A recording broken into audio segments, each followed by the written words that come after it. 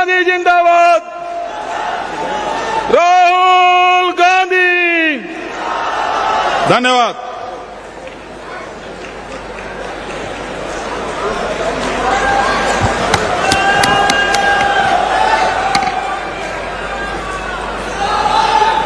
कागज नाम दीजिए। चाहिए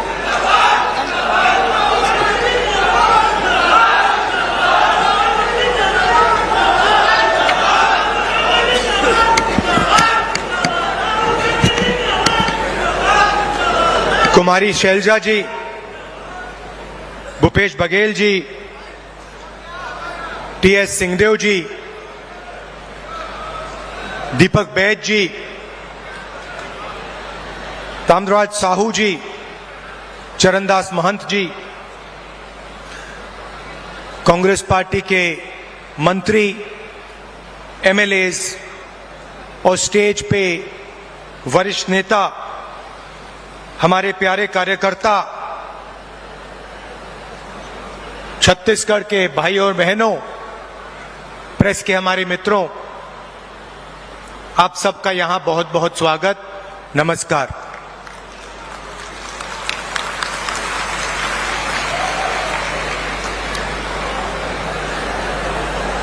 बिलासपुर आकर आज मुझे काफी खुशी हो रही है।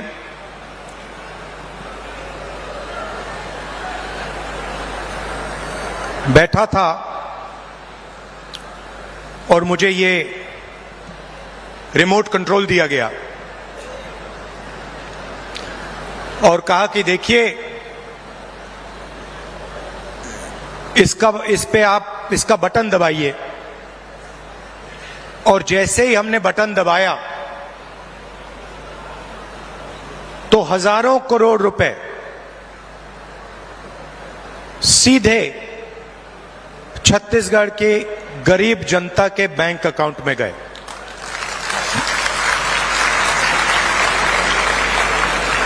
ग्रामीण आवास न्याय योजना में तकरीबन 50,000 लोगों को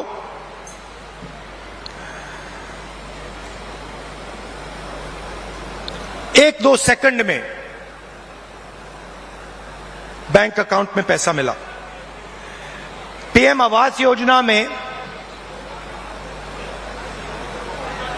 जो हिंदुस्तान की सरकार की जिम्मेदारी है,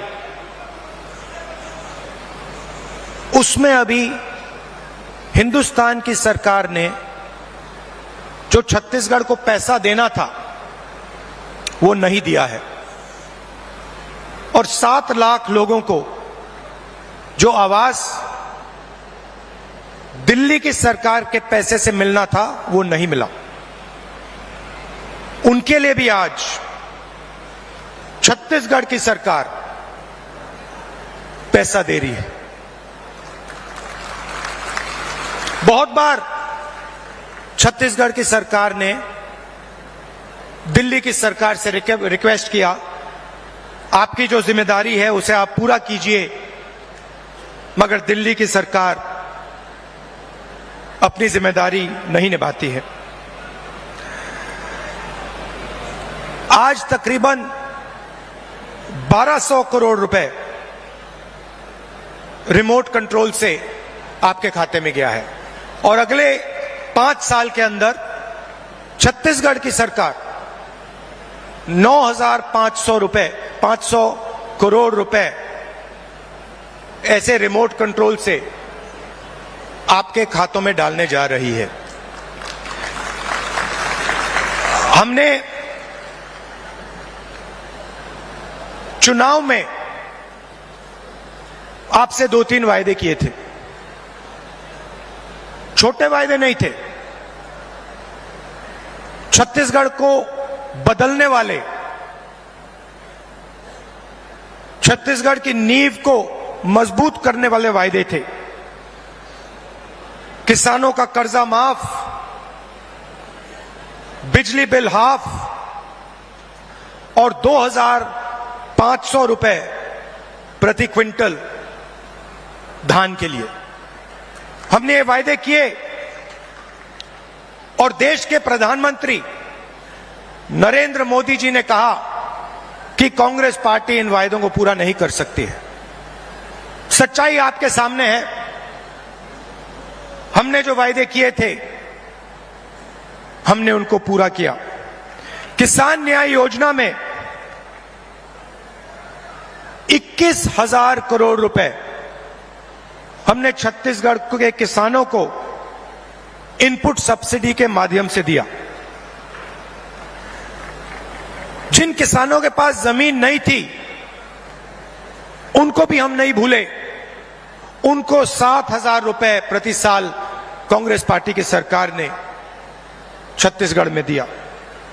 आदिवासियों को एमएसपी फॉरेस्ट प्रोड्यूस के लिए और देश में सबसे बेहतर फॉरेस्ट राइट एक्ट का इंप्लीमेंटेशन छत्तीसगढ़ की सरकार ने किया। स्वास्थ्य में 5 लाख रुपए परिवार के लिए 70 लाख परिवारों को फायदा मिला। 380 अंग्रेजी के स्कूल खोले और 42,000 वैकेंसियां भरी। 1.3 लाख युवाओं को 2,500 रुपए महीना का दिया। यह आप जानते हो। दूसरी तरफ भी रिमोट कंट्रोल है। बीजेपी का रिमोट कंट्रोल, वो भी उसको ऐसे ही दबाते हैं, मगर हमने रिमोट कंट्रोल को कैमरा के सामने दबाया। बीजेपी छुपे छुपे रिमोट कंट्रोल दबाती है, नरेंद्र मोदी जी दबाते हैं। जैसे ही रिमोट कंट्रोल दबता है, एक तरफ अदानी जी को बंबई का एयरपोर्ट मिल जाता है, फिर से दबाते हैं, अदानी जी को रेलवेज का कॉन्ट्रैक्ट मिल जाता है, फिर दबाते हैं, इंफ्रास्ट्रक्चर मिल जाता है। तो 2 रिमोट कंट्रोल चल रहे हैं। ये हमारा वाला सबके सामने चलता है, हम इसको दबाते हैं, किसानों के पैसा जाता है। 2,500 रुपए क्विंटल धान में आपको मिलता है। अंग्रेजी स्कूल खुलते हैं। बीजेपी दबाती है, पब्लिक सेक्टर प्राइवेटाइज हो जाता है।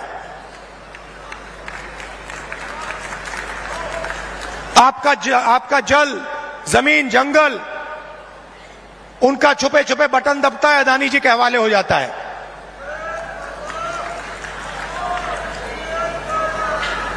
तो 2 तरीके के रिमोट कंट्रोल हैं। अब मैंने उनके रिमोट कंट्रोल के बारे में पार्लियामेंट में बात उठाई। मैंने नरेंद्र मोदी जी से पूछा कि मोदी जी, आपका अदानी जी के साथ क्या रिश्ता है? डिफेंस में अदानी जी को पूरा का पूरा फायदा, पोर्ट्स में पूरा फायदा, एयरपोर्ट्स में पूरा फायदा। आपने 5 किसानों के कानून, काले कानून बनाए, उसमें उनको फायदा देने की कोशिश की। तो मैंने उनसे पूछा, नरेंद्र मोदी जी, आपका रिश्ता क्या है? उनके हवाई जहाज में आप जाते हो, रिश्ता क्या है? जवाब मिला, मेरी लोकसभा की सदस्यता रद्द कर दी।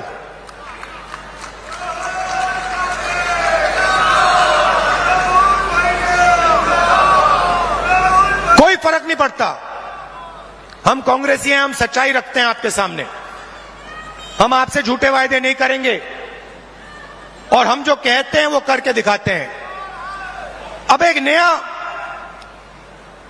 नया मुद्दा उठा है। नरेंद्र मोदी जी जहां भी जाते हैं ओबीसी वर्ग की बात करते हैं। करते नहीं करते? करते हैं ना? कांग्रेस पार्टी ने कास्ट सेंसस किया था, याद है आपको? याद है? उसमें हिंदुस्तान में हर जाति के कितने लोग हैं वो डेटा हिंदुस्तान की सरकार के पास पड़ा हुआ है। नरेंद्र मोदी जी वो डेटा पब्लिक को नहीं दिखाना चाहते। क्यों नहीं दिखाना चाहते मैं आपको बताता हूं। मैंने कास्ट सेंसस पे भाषण दिया, आपने देखा होगा, जैसे ही मैं कास्ट सेंसस की बात करता था कैमरा उधर हो जाता था। ठहरिए ठहरिए ठहरिए, जैसे ही मैं कास्ट सेंसस की बात करता हूं, लोकसभा में बात की, वैसे ही कैमरा उधर हो जाता है। मैंने एक आंकड़ा निकाला, हिंदुस्तान की सरकार को एमएलए और एमपी नहीं चलाते हैं, हिंदुस्तान की सरकार को सेक्रेटरीज और कैबिनेट सेक्रेटरी चलाते हैं। इस बात से आप सहमत हैं? सहमत हैं? कोई भी योजना बनती है, जो 90 सेक्रेटरीज हैं हिंदुस्तान की सरकार के हर मिनिस्ट्री में, वो योजना को डिजाइन करते हैं, कितना पैसा कहां जाएगा वो डिसाइड करते हैं। तो मैंने देखा, मैंने चेक किया कि भैया इन 90 लोगों में से नरेंद्र मोदी जी की सरकार में पिछड़े वर्ग के कितने लोग हैं।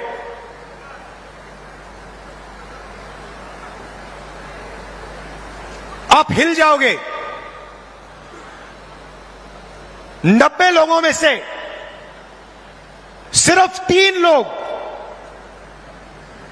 ओबीसी समाज के हैं, और वो 3 लोग हिंदुस्तान का सिर्फ 5% बजट कंट्रोल करते हैं। भाइयों और बहनों, क्या हिंदुस्तान में सिर्फ 5% ओबीसी है? यह सबसे बड़ा सवाल है, और इस सवाल का जवाब सिर्फ कास्ट सेंसस से मिल सकता है। किसी को चोट लगती है, अस्पताल में जाता है, सबसे पहले एक्सरे होता है। पैर में चोट लगती है, डॉक्टर एक्सरे करवाता है, कहता है भैया देखते हैं क्या हुआ है, कैसी चोट लगी है, पैर टूटा है या नहीं टूटा है। कास्ट सेंसस हिंदुस्तान का एक्सरे है। इससे पूरे देश को पता लग जाएगा कि ओबीसी कितने हैं, दलित कितने हैं, आदिवासी कितने हैं, महिलाएं कितनी हैं, जनरल कास्ट के लोग कितने हैं। और एक बार ये डेटा हिंदुस्तान की जनता के हाथ में होगा तो फिर देश सब लोगों को लेकर, सब लोगों को भागीदारी देकर आगे चल पाएगा। अब मैंने ये सवाल लोकसभा में पूछा, नरेंद्र मोदी जी से पूछा कि आप कास्ट सेंसस से डरते क्यों हो? कास्ट सेंसस का डेटा सबके सामने रख दो, जो आपकी सरकार की सच्चाई है आप हिंदुस्तान की जनता को दिखा दो, डरो मत। मगर नहीं, उनके मंत्री कहते हैं हमारे ओबीसी के विधायक हैं, ओबीसी के सांसद हैं, और उन्हीं सांसदों से आप लोकसभा में बात करो, वो आपसे कहते हैं कि भैया देखो हमारे से कोई कुछ पूछता नहीं है, हम कुछ बोल नहीं सकते, हमें तो यहां मूर्ति जैसे रखा हुआ है, असली निर्णय हिंदुस्तान के सेक्रेटरी लेते हैं, ब्यूरोक्रेट लेते हैं, नरेंद्र मोदी जी लेते हैं। तो अगर ओबीसी को भागीदारी देनी है, दलितों को, आदिवासियों को, महिलाओं को भागीदारी देनी है, तो कास्ट सेंसस करवाना ही पड़ेगा। और अगर नरेंद्र मोदी जी कास्ट सेंसस नहीं करवाएंगे तो जैसे हमने कहा था यहां पे, जैसे ही हमारी सरकार आएगी पहला कदम कास्ट सेंसस होगा और ओबीसी को जो भागीदारी मिलनी चाहिए वो कांग्रेस पार्टी करके दिखाएगी।